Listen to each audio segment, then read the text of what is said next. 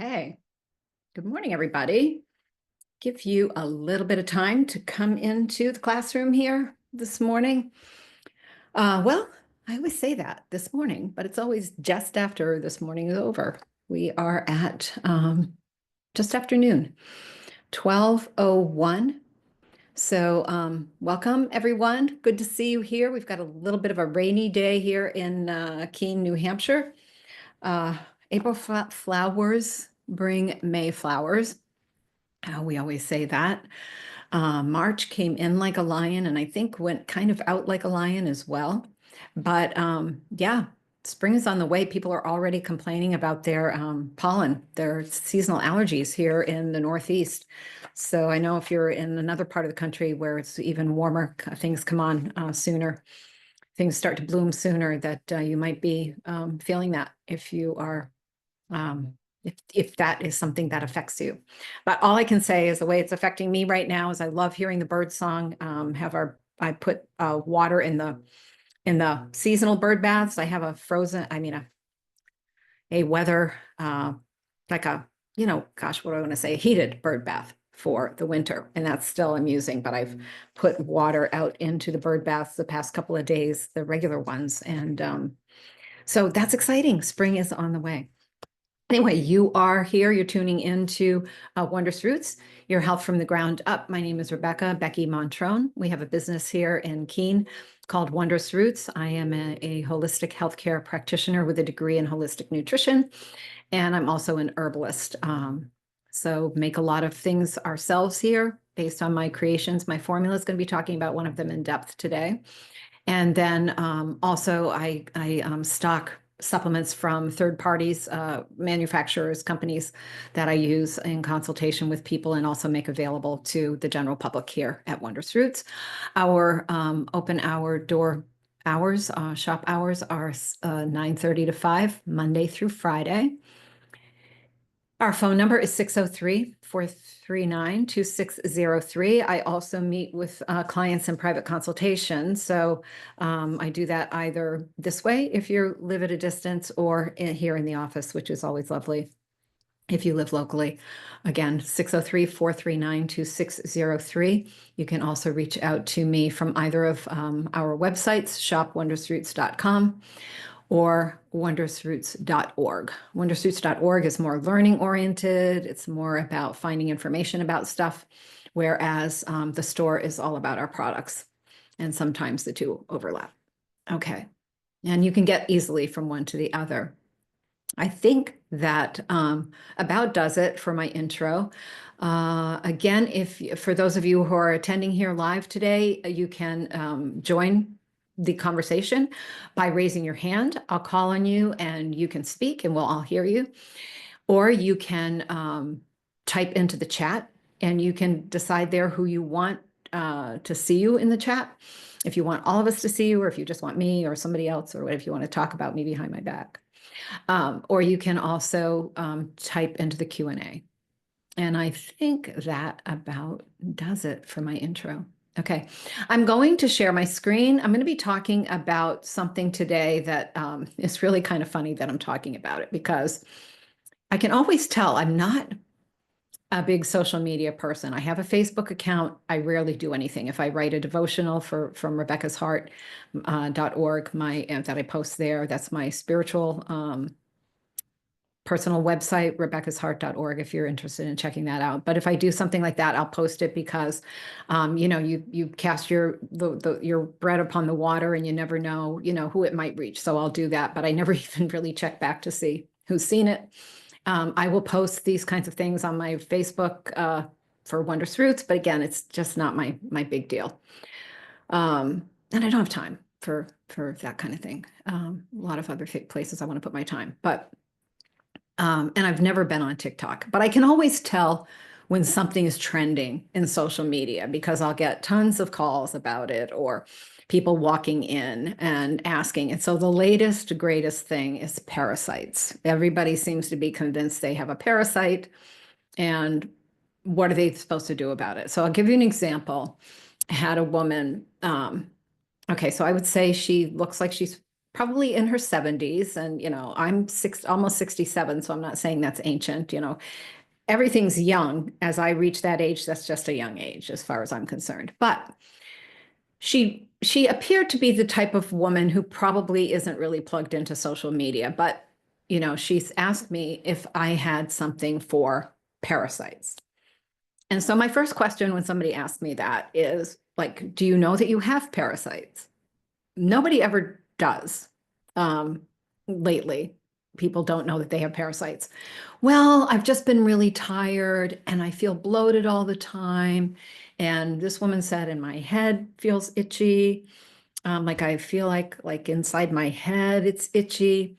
And my daughter thought I might have parasites. So do you have anything for parasites? Well, I mean, the whole idea that, okay, a lot of people have digestive issues, bloating, and whether it be constipation or diarrhea or gas or whatever, that's just very common for a lot of different reasons. Um, and so, just kind of grouping these things, but I kind of put the scenario together in my mind, and forgive me if I'm wrong or if I'm judgy here, but I'm just thinking the daughter saw something on social media, her mother's got health problems, and the daughter thinks you've probably got parasites. So the woman comes in to see me for parasites. What I ended up doing with that particular woman, she had said, you recommended something else for me before, and I couldn't remember what that was, but it was serapeptase for something. Um, and she was pleased with that recommendation. And I said, I really would much rather like work with you personally one-on-one because I could much better be able to understand what's going on in your picture. And the things that you might think are attributed to parasites might not be, and whatever. So anyway, she did end up making an appointment. And I didn't do that because I'm dying to book more appointments. I'm scheduled out and I'm crazed with clients. But that's the way I help people the best. That's Wondrous Roots. It's not like somebody comes in, I think I might have parasites. Oh, here's my parasite formula. Try that. I don't like to work that way. I just don't think that um, that's just not the way I work. It's not a rooty way to work. So in any case, but again, then I was doing a follow-up visit with a client, long distance, who we started working together back in 2008, long time ago. And she's dipped in and out with asking me advice on different things. And then she had all this workup and she did have parasites. And I'm like, parasites really aren't my thing. I'm like, I have a parasite formula. We have a bioenergy disc for parasites. And, we have ivermectin, we have fenben, but it's just really not my forte. So then yesterday, somebody called again. What do I have for a parasite cleanse? Well, do you know? Yeah, the same thing goes on. So I figured I would just kind of spend some time and put it together and kind of tell you all about it, what I know about it. And in doing that today, maybe if you think you have parasites or you're wondering if you do, or just if you want to be informed about this, again, the social media craze. Another thing that happened within a few months ago was not everybody, obviously, right? But I get several people saying the same thing. I know something's out there buzzing in the social media world. And that was that cancer is parasites, because parasites respond to ivermectin and cancer responds to ivermectin. So cancer must be parasites.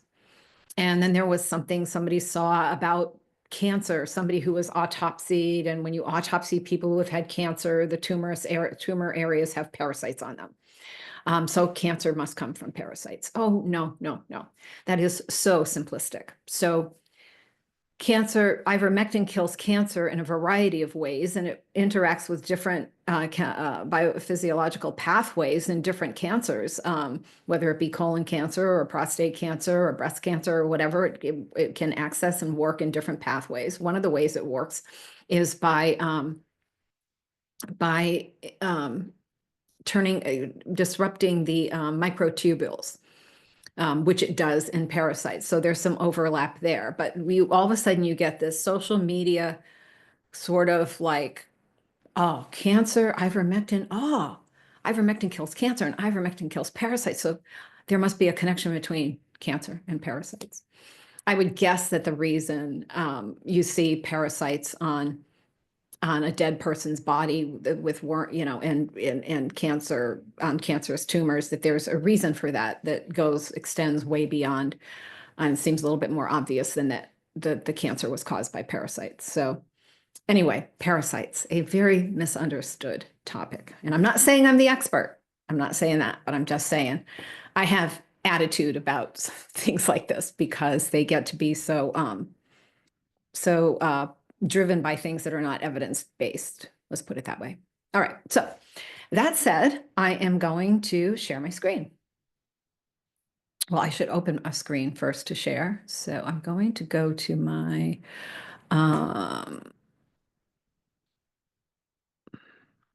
pull up my little educational presentation here and open it.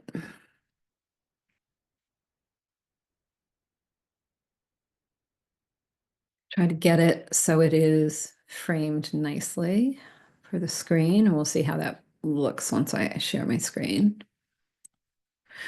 Okay, so share here.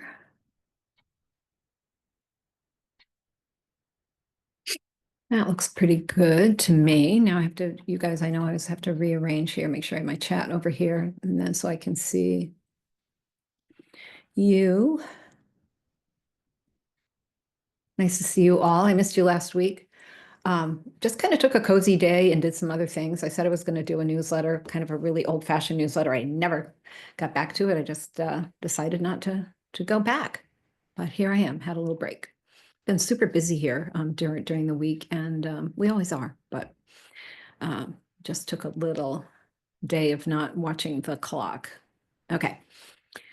So parasite cleansing, myths, facts, and herbal helpers inspired by TikTok hype, rooted in tradition. So why is everyone talking about parasites? I just said that. Like, thanks to TikTok, parasites are the new health boogeyman. Viral videos showing worms in stool, which are often just fiber or mucus. This is the other thing, and I haven't looked at any of these. I've never, I philosophically do not like TikTok. I don't like social media in general, and I don't like people's little phone videos of whatever. So, which was what I understand when I watch the news and see something that's been on TikTok, it generally is. So I'm not on TikTok, but TikTok would be the one. I would think that would be the biggest culprit here. Claims range from fatigue to brain fog to everyone has parasites. And that's what people were saying to me. I'm like, well, if we all have parasites, then I guess, it's okay. Just be friends with your parasites and get along, peacefully. But anyway, what's real? What's just a trend? Signs you might have parasites.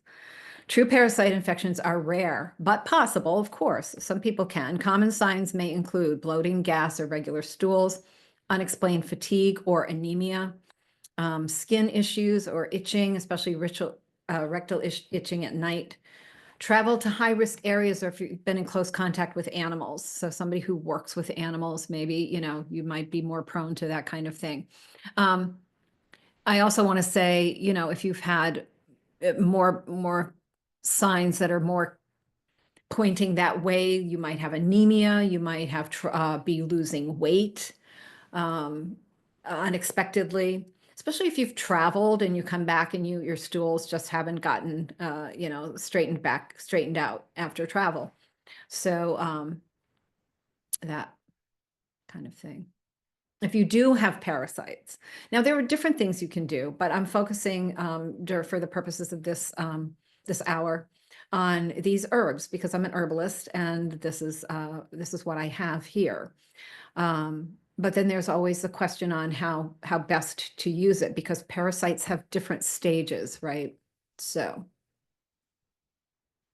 if you do have parasites, I have in this formula, and if you click, I will send out when I send out the video for this webinar, I will send out the PDF link as well. But this will take you to this particular product that I have, which I'll be going over. And then also in this product, link, you will also see how to use it for if you're an adult and you think you have parasites, or 12 and older, I would say, or if you're a child, 5 up to 12, how to use it effectively.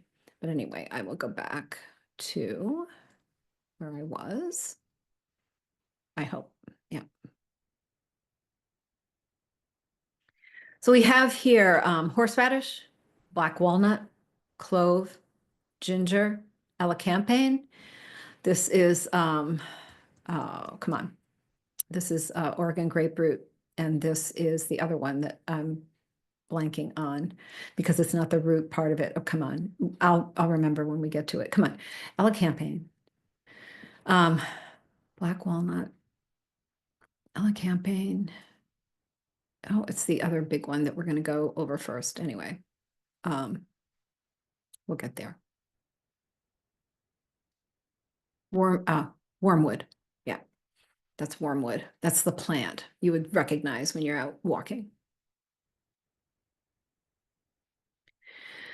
So you have to, when you're dealing with parasites, you can't just say, I'm going to take this for 10 days and that's going to kill all the parasites, because the parasites have a life cycle. And that's what gets to be confusing. And that's what gets to make it kind of picky-uni, how you actually do it. And I think if you go online, you can find probably lots of various like expensive kits, or like, parasite kits. I'm not saying that they don't work, but they're generally worked that way to work with the life cycle of the little beings. So anyway, each herb in this blend plays a special role in cleaning house. So you have to deal with the eggs, you have to deal with the larvae, you have to deal with the adults, and then you have to have a way to get them out. And then you got to reset your gut. So here we go. Clove bud is the egg assassin. So clove, Zingium aromaticum, cloves. We love cloves, right? They're wonderful in an aromatic type of recipe. The clove bud purpose in there is that it targets the parasite eggs and prevents the future hatching. So you've got to get something in there that does that. It's the egg killer. It's rich in eugenol, which has potent antimicrobial and antiparasitic effects, particularly against parasite eggs, the ova. Often used to complement wormwood and black walnut, which targets adults and larvae. So we're going to get to those. Those are in there as well. And then here comes wormwood, the adult warrior, attacks the fully grown parasites head on. The wormwood herb is Artemisia absinthium, and so bitters. We use wormwood also in like my bitters formula to help increase appetite and to help with digestion. But it also, wormwood works by killing the adult parasites. One of the strongest and most traditional helmintic herbs. Helmintic herbs. It takes me back to my school days in herbalism. Helmintic. So helmintic would be parasite, ant would be anti, right? Herbs. Especially effective, especially against roundworms, pinworms, and threadworms. Contains thujone, which is neurotoxic to parasites. It should be dosed mindfully in humans. Again, you don't want to just willy-nilly be loading up on wormwood all the time. Thujone is also very effective against cancer. Works best in not because cancer is parasites. Works best in synergy with clove and black walnut for full life cycle coverage. So we're getting that full picture. Black walnut is the larvae bouncer. So stops larvae from establishing a foothold. So those are in between, in between the egg and the adult. Juglans nigra, main role is broad spectrum antiparasitic and antifungal. It kills larval and adult stages of parasites, also active against candida and bacterial overgrowth. So you'll also find black walnut in some of my other formulas, such as the anti-candy formula for candida. rich in juglone and tannins, which are strongly astringent and antiparasitic. And being strongly astringent, it would be helpful in this formula if you are having diarrhea from parasites, because that's what we use the astringent herbs for, to kind of take that water down, that water content in the lower intestine. Helps tighten and tone the gut, yes. Reducing permeability and discouraging reinfestation, also helpful with that leaky gut, tightening the junctions in the intestines that make it more permeable and easy to access. Elecampane now is the expeller. So it helps you get your motility going and get them out into the toilet. Elecampane root Inula helenium. Main role is expelling worms. It's also in our sore throat and cough formula and in the expectorant formula because of its role in the lung, helping with the lungs. And it's also great for GI support, intestinal issues beyond parasites, or in addition to parasites. Also supports respiratory health, the lung component, if also helpful if there's a lung component or if parasites migrate through lung tissue, but it's also just good for the lungs, like sans parasites. Contains inulin, which may nourish beneficial flora post-cleansing. So inulin is a prebiotic, a non-fibrous prebiotic. Horseradish is a mucus blaster, so it clears hiding places and breaks up biofilm that protect these little monsters. Horseradish root, I'm not going to pronounce that. You can see it and try to pronounce it yourself. Mucolytic and antimicrobial. It breaks up mucus and biofilm, helping to dislodge parasites and create a less hospitable environment for them to, they don't want to be in your body anymore. Stimulates circulation, digestion, and immune activity. Excellent for sluggish systems or stagnation in the GI tract. So Oregon grapefruit. Oregon grapefruit is it comes from the berberine family, and it is the ground sterilizer in this cleanup team. This is its job in this role. It disinfects the terrain and supports bile production. Its main role is antimicrobial and biostimulator. It's rich in berberine, which is active against bacteria, protozoa like Giardia, and some other parasites. Supports liver and bile flow, crucial for detox and moving the debris out of the GI tract. Ginger is probably the most familiar herb in there, plant in there, the ginger root. It's the peacekeeper here in this cleanup crew. It keeps your digestion calm and steady through it all. So it's just really helping. They say if you're feeling nauseous or whatever, have ginger. Ginger just really helps calm and aid the digestion. So digestive support, anti-nausea, anti-inflammatory. It's not directly anti-parasitic, but it enhances circulation, reduces gut spasms, helps manage nausea or discomfort from die-off reactions. It's also mildly antimicrobial and carminative, helping to move gas and support motility. Carminative in the world of herbal medicine is to the digestive tract, calming that down.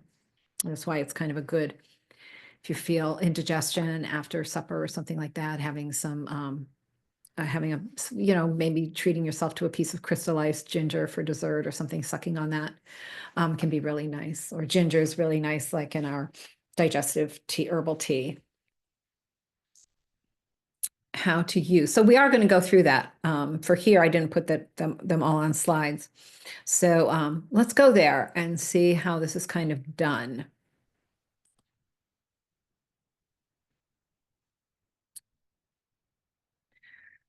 So for adults, during week 1, which is the intro phase, you would start slow to gauge tolerance, but the dose would be about 15 drops or about 3/4 of a ml in water twice a day. Take away from food if you can tolerate it. If not, take with small meals. And with your when we're talking about tolerance here, what we're talking about is you might end up getting die off really fast. So like you're killing these things and their dead bodies are floating around in your system, and then your kidneys have to like get rid of that debris and stuff like that. So you might feel a detox kind of blah. So if you can just start slowly, maybe you would do it once a day, right, to start. But you're going to do that for a week. And I would say, if you're having a real hard time tolerating it, maybe you would, extend that to maybe 10 days, that first phase. And then weeks 2 to 4 are the active phase. So now you're doing 30 to 40 drops through 2 to 3 times a day. Best taken on an empty stomach or at least 20 to 30 minutes before meals. Encouraged during this stage to be eating fiber and drinking plenty to help move stuff out of your body. Just keep getting stuff like out of your body. You're killing stuff off. Now you want to just move it out and again into the toilet. And then the pulsing phase, week 5 or 6, which could be optional, but you could continue for 2 weeks on, 1 week off, 2 weeks on, if you feel you have a deeper thing going on. You might see how you feel after the initial 1 week and then the 2 to 4 week active phase. Sometimes this isn't a bad idea just because parasites can be kind of stubborn.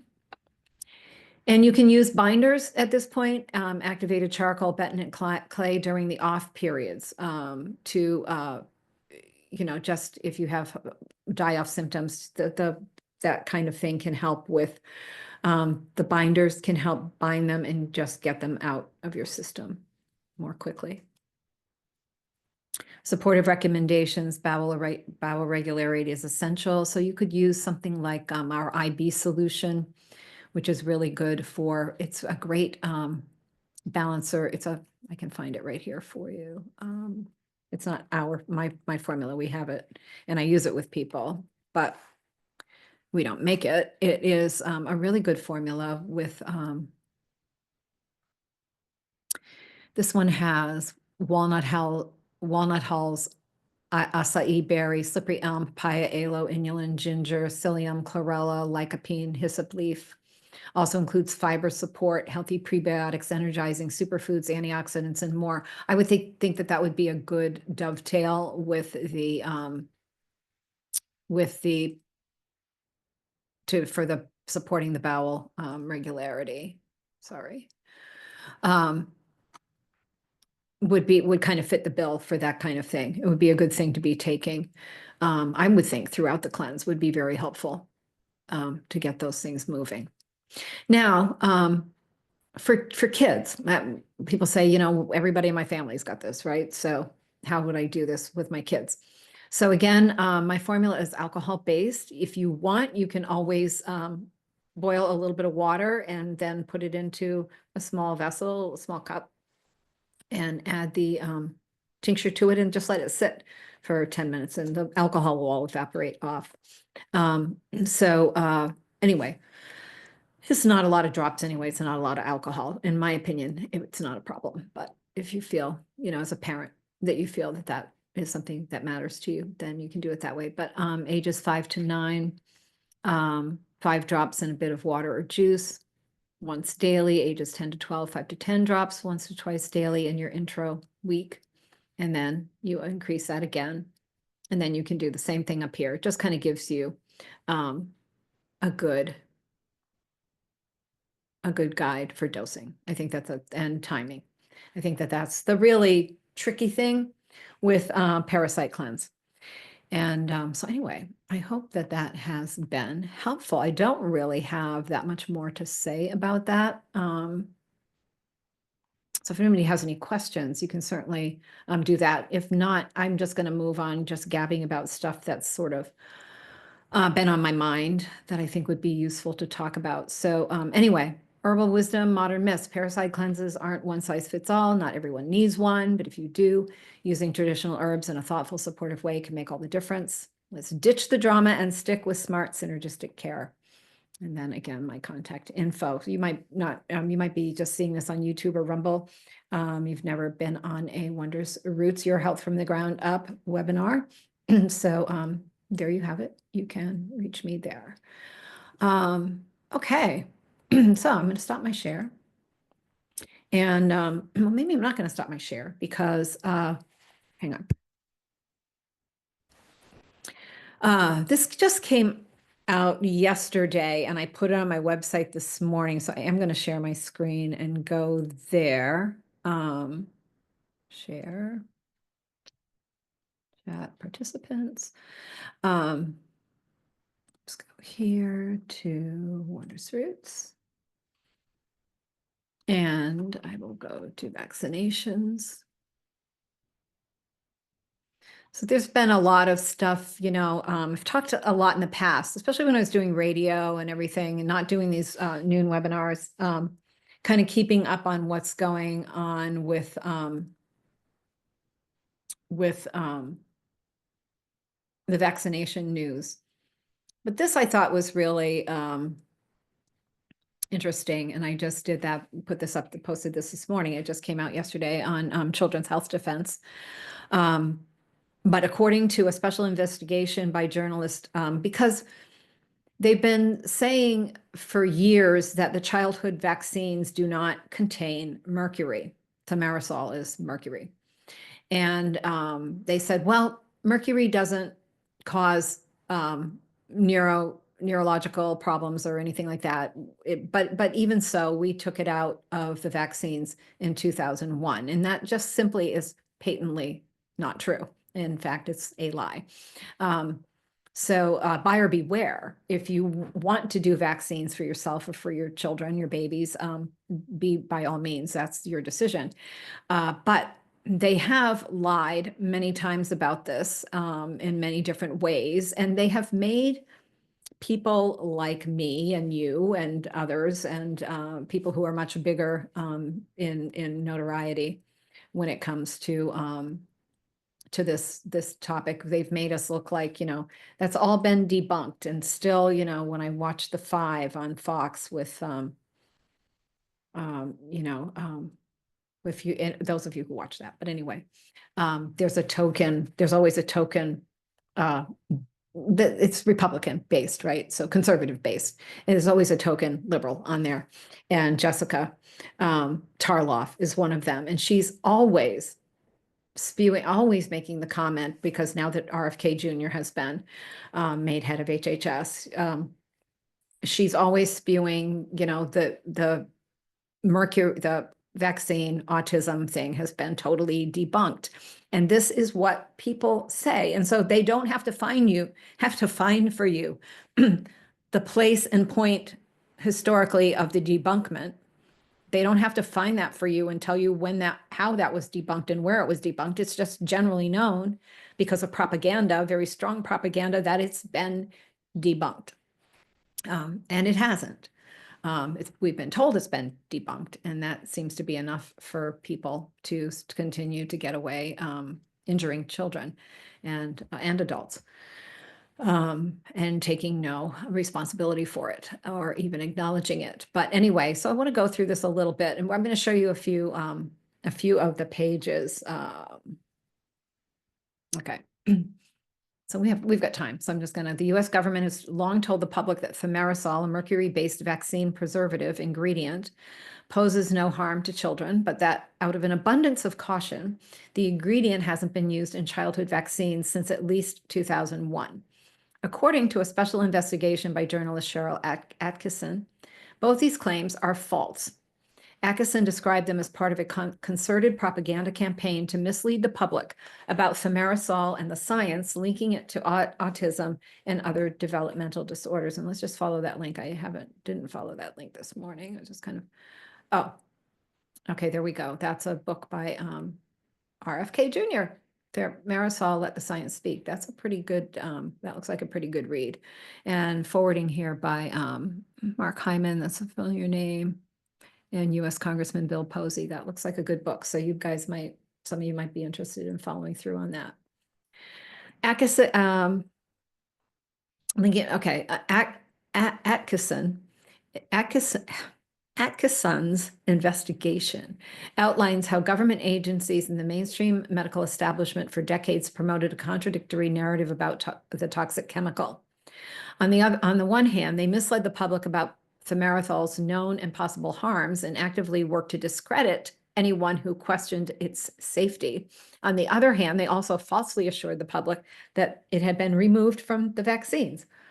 Thimerosal is still used in some vaccines today, including some thimerosal-free vaccines, Atkinson said. Her investigation shows that evidence linking thimerosal in vaccines to neurodevelopmental disorders, including autism, has existed for decades.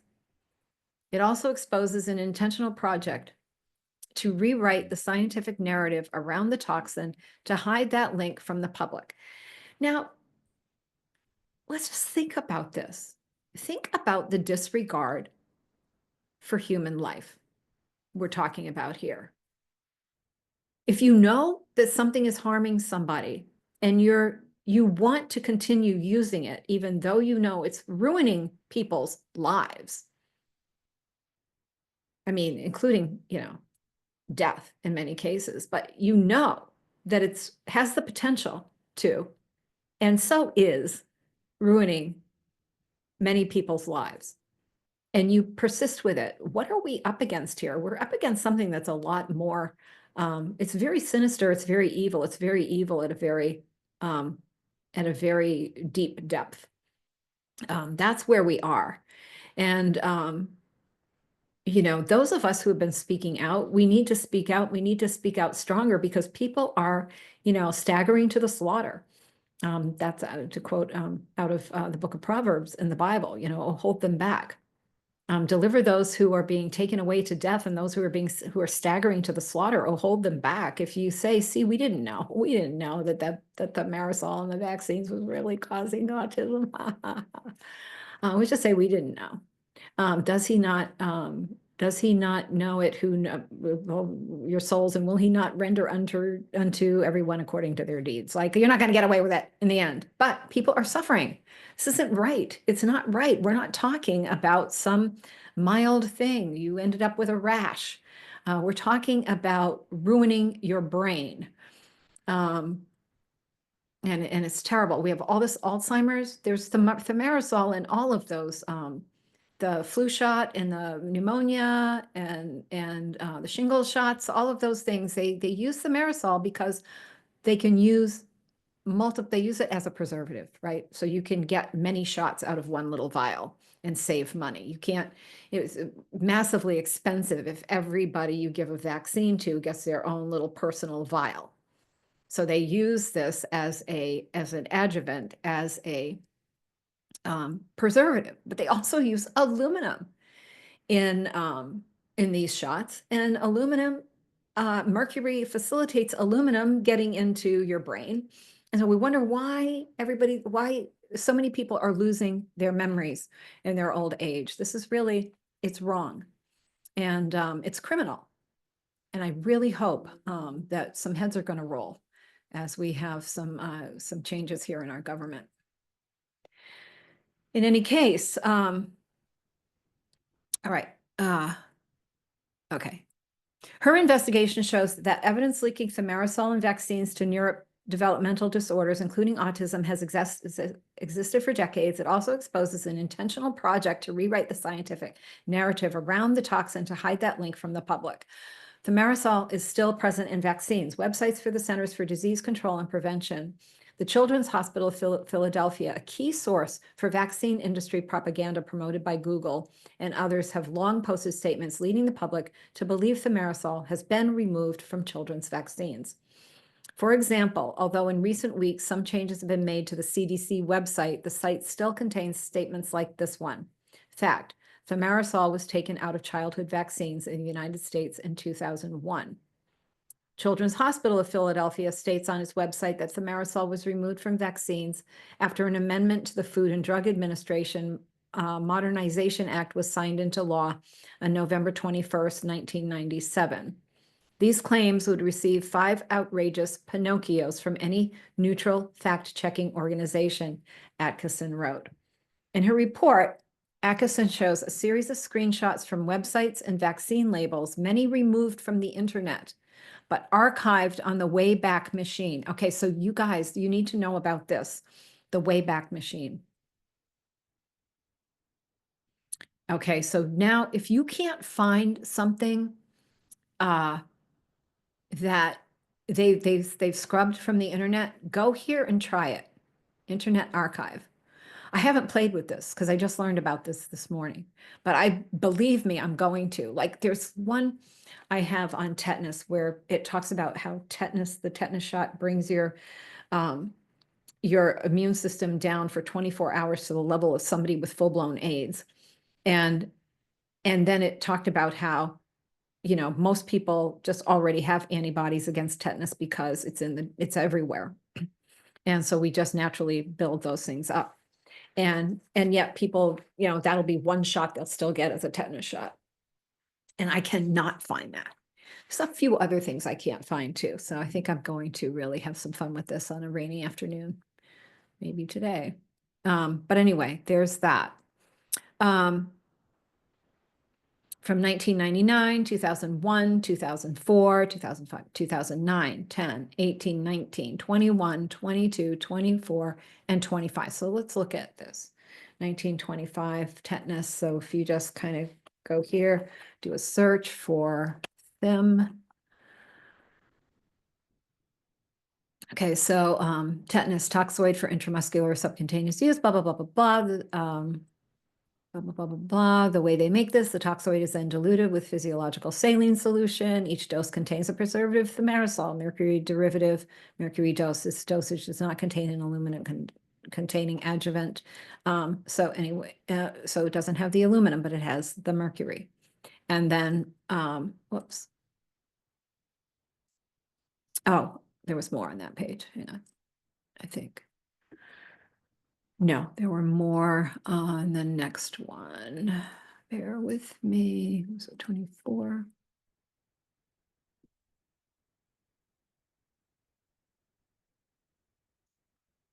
Vaccine excipients. That wasn't what I saw. Aluminum salt stabilizers.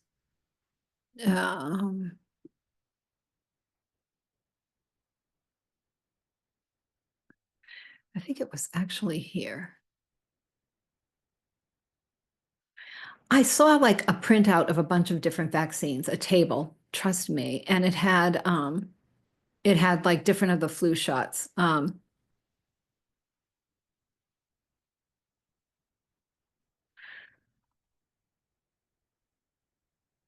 No, but anyway, this is the DTaP, right? So this is a childhood vaccine.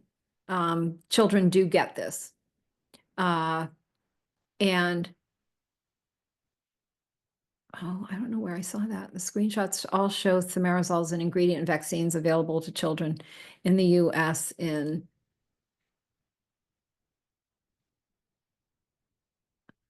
see what this one brings up.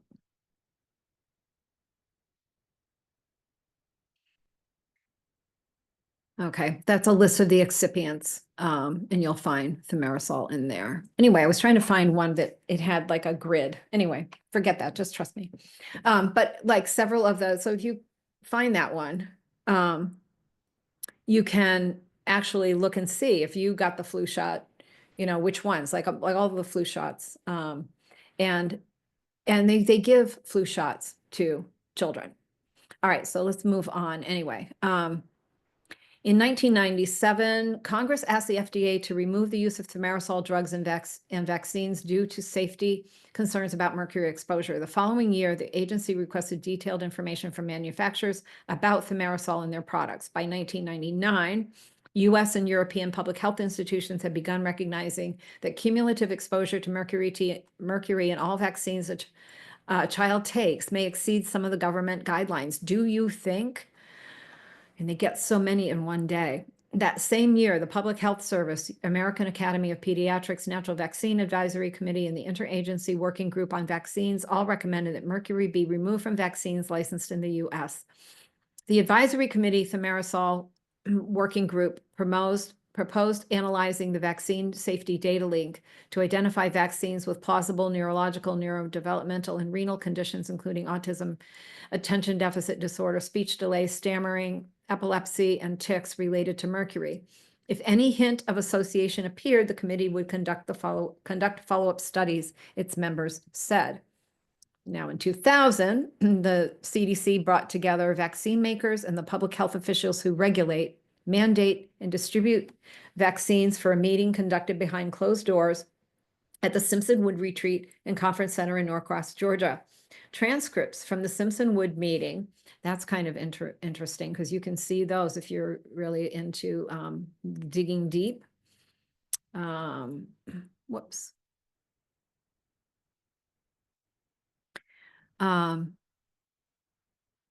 Requests revealed attendees obtained through the Freedom of Information Act. That's how they got a hold of these. Revealed attendees discussed the findings on thimerosal research, which showed a link between mercury-based thimerosal and vaccines and brain injuries, including autism, and debated strategies for keeping the information from the public. Okay, that right there, that blue there, I'm highlighting that. It showed a link of mercury-based thimerosal and vaccines and brain injuries, including autism, and debated strategies, not like how do we make a safe vaccine, but how do we keep this information from the public? During the meeting, immunologist and pediatrician Dr. Dick Johnston, explained that mercury in the form of thimerosal, a known toxin, is used in vaccines because it lower rates of bacterial and fungal contamination during manufacturing process. However, he said there was scant data on the safety of injecting babies with multiple metals through vaccination. You know, again, I'm sorry, but you gave up coffee and wine and soda when you were pregnant, and you're going to at a 12-hour-old baby inject them with this poison in the form of a hepatitis B shot, and then in 2 months you're going to give them 6 more in one day of something. This is craziness. This despite the fact that aluminum and mercury are often simultaneously administered to infants, both at the same injection site and at different sites. Wonderful, wonderful. Other experts present at the meeting agreed. So he's saying here, there's scant data that this is safe, guys. I mean, we just can't really, we don't really have too much evidence to say this is a safe thing to do. Other experts present at the meeting agreed. And again, you can go back there. I'm going to go back and look at those transcripts and find the nitty gritty.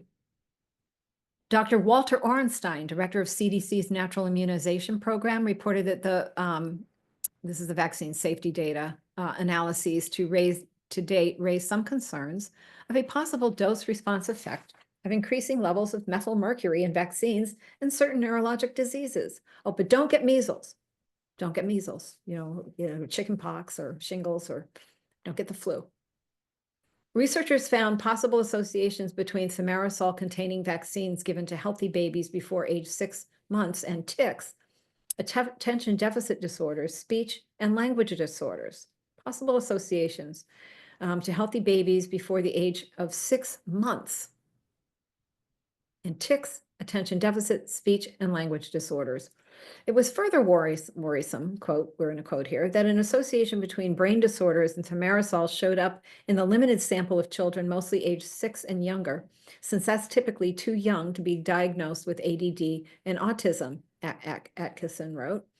Those disorders are typically diagnosed from ages 6 to 12. Many doctors at the meeting expressed concern. One famously said he knew that definitive research may take some time, but in the meantime, he had a newborn grandson. I think I want that grandson to only be given thimerosal-free vaccines. After the meeting, another published research also linked autism and thimerosal, including a 2001 report by the Institute of Medicine, which found a biologically plausible connection between thimerosal exposure and neurodevelopmental disorders. This is just common sense.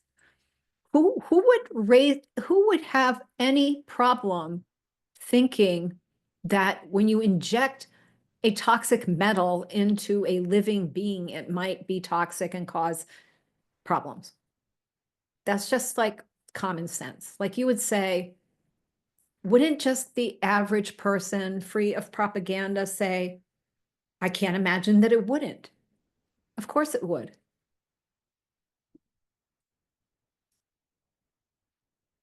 So there's, you can actually look at that report too.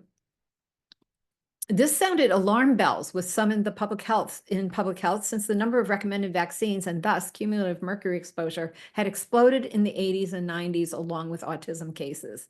This all went hand in hand. In 2001, the government urged the removal of thimerosal from vaccines while officially denying that it caused any harm. Why remove it, Atkinson asked, if it is unquestioningly harmless, right? So the powerful propaganda campaign. After the meeting in Simpson Wood, the pharmaceutical industry, government, and scientific establishment launched a powerful propaganda campaign designed to discredit the scientists and studies unearthing vaccine autism links or investigating vaccine safety in general. This included flooding the scientific landscape with industry-friendly counter studies, claiming that thimerosal was safe, exerting pressure on the media, politicians, and medical organizations like the IOM, and funding nonprofits to misdirect the public. The 2003 publication of the final version of the VSD study discussed at the clandestine Simpson Wood meeting was key to this campaign, Atkinson wrote. The final version reported that phase 1 of the study had found significant positive associations between the cumulative effect of thimerosal in vaccines with tics and language delay at 3 and 7 months. However, it also stated in no analyses were significant increased risks found for autism or attention deficit disorder. So, but here's what's really misleading. This was misleading because the report didn't also state that the children studied were too young for those diagnoses, right? They were between the ages of 3 and 7 months, not before they would be diagnosed with those problems.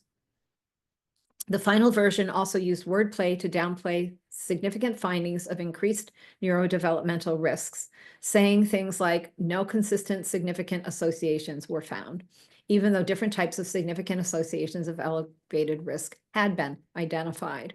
Earlier drafts of the report, later obtained by Congress, showed how the authors played with language to minimize the appearance of risk. She says, the study also failed to reveal that its lead author was hired away from the CDC during the study by vaccine maker GlaxoSmithKline, whose vaccines were being studied. So here we go, conflict of interest. The study concluded there were conflicting findings and called for more research, yet it was peddled to the media as proof that vaccines don't cause autism. Okay, so you see there's your proof. This is the debunking. It was peddled to the media. That's how it was debunked. It was debunked in the media. It wasn't debunked in science. It was debunked in the media. And so basically you're wearing a tinfoil hat if you think there's any danger and there's any association between vaccines and autism and everything in between. Everything in between. In fact, I'll give a little bit of information on that in a second. The following year, in 2004, as researchers were publicizing evidence and calling for more research into the autism thimerosal link, the IOM issued a reversal of its 2001 conclusions. Atkinson wrote, 3 years earlier, it had found a biologically plausible connection between thimerosal exposure and neurodevelopmental disorders, but the organization now took the position that while it could not rule out a thimerosal autism link, the scientific establishment should not waste money studying the issue further. Oh, I'm sorry. If you've been following the Doge website or anything that Doge is doing, we apparently have a lot of money to waste on things that are a lot less important than the health of our children. Unbelievable. This proclamation by the IOM was largely a death knell for any taxpayer-funded research honestly attempting to uncover vaccine safety issues involving thimerosal. The IOM report was then widely misrepresented in the media as having disproven or debunked any link between vaccines and autism. It's baloney. From that point on, all the previous science that had shown safety risks with thimerosal was magically wiped away and replaced by the scientific consensus.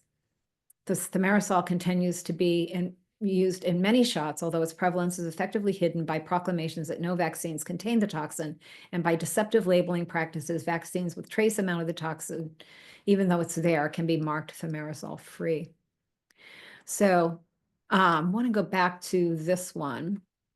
And I may have talked about this one. I can't remember if I did this on the air.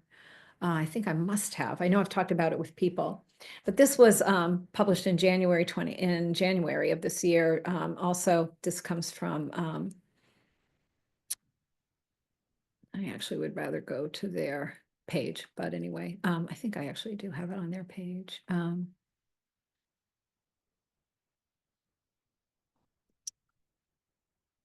I should just link that to their direct page. But anyway,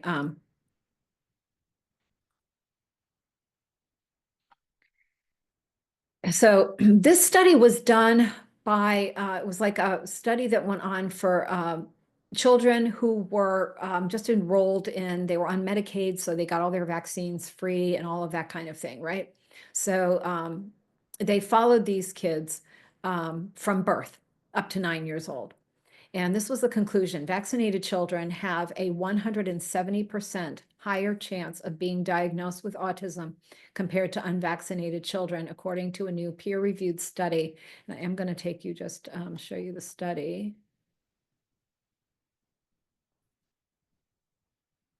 There we go.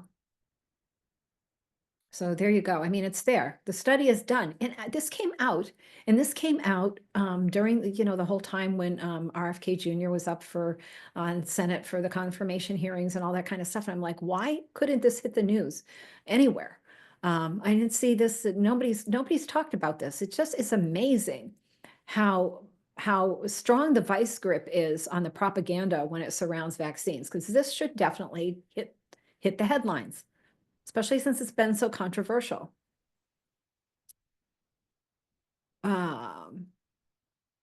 Okay. The study also found that vaccinated children had a 212% greater likelihood of developing a range of other neurodevelopmental disorders, including ADHD, epilepsy, seizures, brain inflammation, and tic and learning disorders. I've seen some kids who are really messed up, and this makes me really angry. It is murder. It's criminal. It is assault and battery. When you think about it, that's exactly what it is. According to the study, the childhood vaccination schedule is likely a significant contributor to the higher rate of autism and neurodevelopmental conditions in vaccinated children. A study of 47,155 9-year-old children enrolled in the Florida Medicaid program since birth was published on January 23rd in Science, Public Health Policy, and Law. Carl Jablonowski, PhD, senior research scientist for Children's Health Defense, said the paper is unignorable simply by the soundness of its methods. The sheer hazards associated with severe childhood diseases is jaw-dropping, Jablonowski said. The paper's authors, blah, blah, blah, blah, blah, blah, blah, hypothesized that childhood vaccination is associated with autism and other neurodevelopmental disorders. Increasing numbers of vaccinations lead to higher risk of autism. Vaccinated preterm babies are at greater risk of neurodevelopmental disorders than unvaccinated babies. And a lot of times you've got the doctors, you have a preterm baby, because I take care of pregnant women, and you get preterm babies and they really push the vaccine. Oh, your baby's really going to need the RSV shot because, the lungs are underdeveloped and blah, blah, blah, blah, blah. The study's findings confirmed the author's hypothesis. Experts said the results of the study cast doubt on government claims that vaccines are not linked to autism. The vaccine propaganda campaigns operated by regulatory agencies, pharmaceutical companies, and legacy media continue to claim that the link between vaccines and autism has been debunked. So the findings of this study completely dismantle this narrative. I have a mom who called me. She's in Florida, and her older son, who's now 6, definitely on the spectrum, definitely has problems like many of his contemporaries. Their second son, when they realized that they felt that this was vaccine, they didn't go that route with their second son. They have no problems there. And I realize that doesn't prove anything, but this is this is wrong, and we need to keep beating the drum, and people need to stop taking their kids in for those well baby visits, unless they agree not to, jab the babies, because, the risks far, far outweigh any benefit, to these things. So that is my, of course, my opinion, but my educated opinion. And, we need to have moves in our government for complete choice when it comes to parents, and caregivers, even of elderly people making decisions who might be in some sort of, you know, facilitative care. We need to have these the people who, gosh, what do I want to say?